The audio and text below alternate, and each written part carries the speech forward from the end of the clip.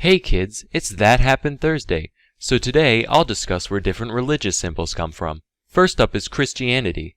As most of you know, Jesus of Nazareth was crucified despite being supposedly sinless, so the cross is representative of his martyrdom. Personally, I always thought choosing the cross of all things to signify the whole religion was at least a little silly.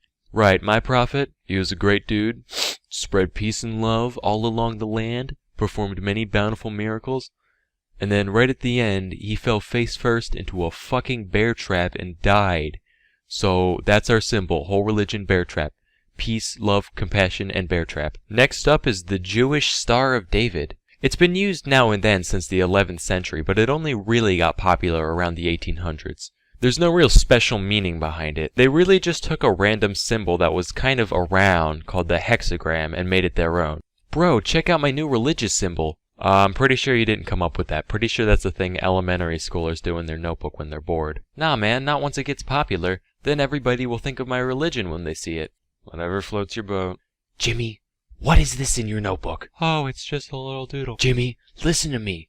We are Catholics.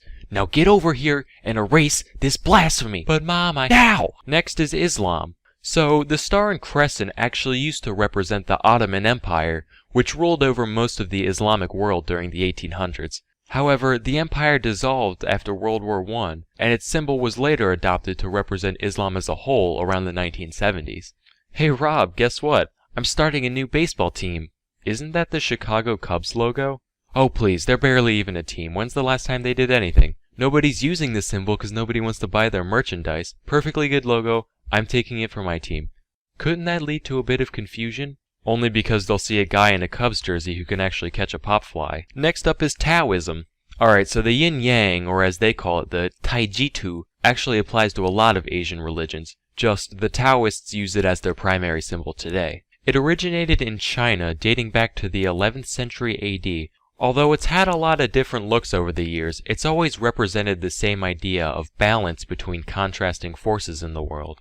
Okay, Carl, balance of good and evil. Let's see your design. Not bad, not bad.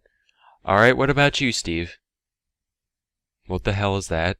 Oh, well, you said balance between good and bad in the world, so I drew a grilled cheese sandwich shaking hands with a razor blade covered dildo. What? Okay, all other questions aside, why is a grilled cheese the best thing you could think of? Have you ever had a grilled cheese? Like a real one with butter just smeared all over it, crust nice and crispy, sprinkle some onions in there, get out. Okay. So you know how when people are meditating in movies, they do that obnoxious Om thing? Well, apparently, Om is actually the name of the popular Hindu symbol, and repeating its name aloud is said to be a sacred incantation, which is why it's said during things like rituals or yoga. The actual meaning behind the symbol is said to represent a load of different things depending on who you ask or when. Basically, whatever your purpose is, it's a one-size-fits-all prayer.